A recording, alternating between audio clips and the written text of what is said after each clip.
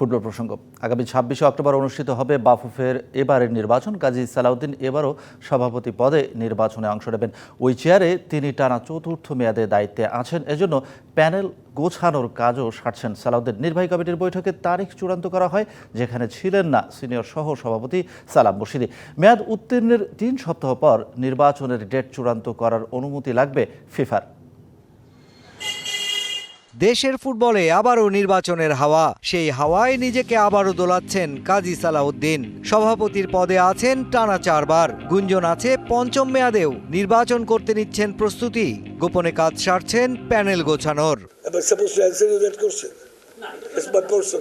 নির্বাচনের ডেট চূড়ান্ত করতেই নির্বাহী কমিটির বৈঠকে নেই সিনিয়র সহ সভাপতি। জানা গেছে সালাম মুর্শিদি নির্বাচনে অংশ না নেয়ার আগ্রহ হারানোতেই খুঁজে পাচ্ছেন না বৈঠকে বসার গুরুত্ব। 4 বছর পর পর বাফুফের নির্বাচন শেষবার হয় 2020 সালের 3 অক্টোবর, যেখানে চতুর্থবারের মতো সভাপতি নির্বাচিত হন কাজী সালাউদ্দিন। নগদের কাছে সব গ্রাহকই প্রিয়, তাই তো সারা দেশে ক্যাশ আউট চার্জ সবচেয়ে কম।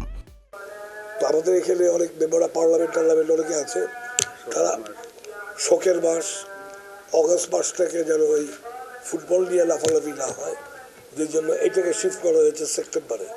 সো সেপ্টেম্বরে করলে অক্টোবরে ইলেকশন হবে। That is only reason.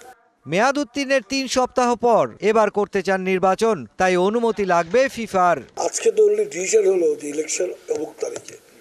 আজকের থেকে all activities will start. The general secretary have been ordered to write to FIFA রিজনগুলো দিয়ে যে কেন 3 তারিখের থেকে 26 তারিখে হয়েছে।